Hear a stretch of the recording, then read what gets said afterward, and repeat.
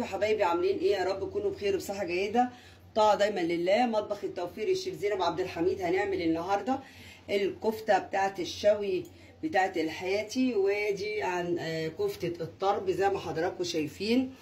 يا رب يتنال اعجابكم ان شاء الله. هنشوف هنطبقه ونعمله ازاي.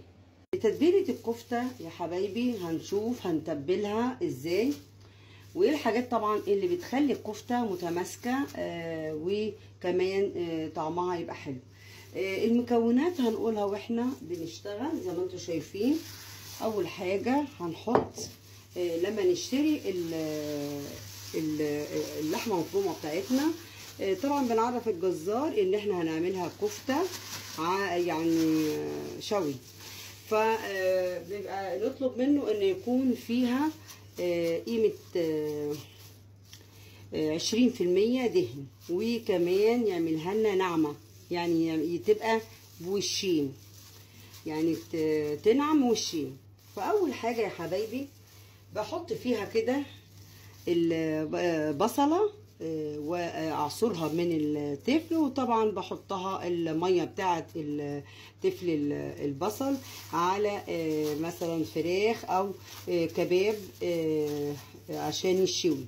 زي ما انتم شايفين كده حطينا البصله، حطينا التلات ارباع الجزء اللي تحتاني الورق بس بتاع البقدونس وعودين شبت زي ما انتم شايفين كده.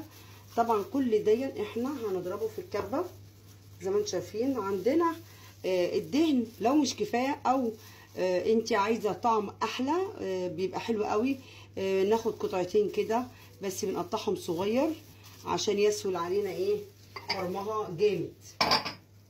بنحط يا حبايبي جوز الطيب زي ما انتم شايفين. لو ناس ما بتحبوهوش يبقى نحط الكبيبه الصيني زي ما قلت قبل كده. لحمه مفرومه، مش هقول لكم ريحه الكفته عامله ازاي. لحمه مفرومه يبقى نحط نص معلقه قرفه. القرفه بتحب قوي اللحمه المفرومه، بتحب قوي القرفه. هنحط معلقه سكر برضو ما نقلقش، لانها بتعمل ايه على طراوه وعلى سوى الكفته. عندنا بقى من التوابل بصل بودر وثوم بودر والبابريكا، تحمرها وتخليها جميله كده، تساعد يعني على ان هي تبقى محمره كده وجميله.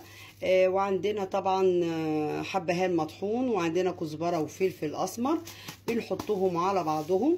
نحط طبعا الثوم، معلقه ثوم كده جميله تدي ايه طعم حلو، ونحط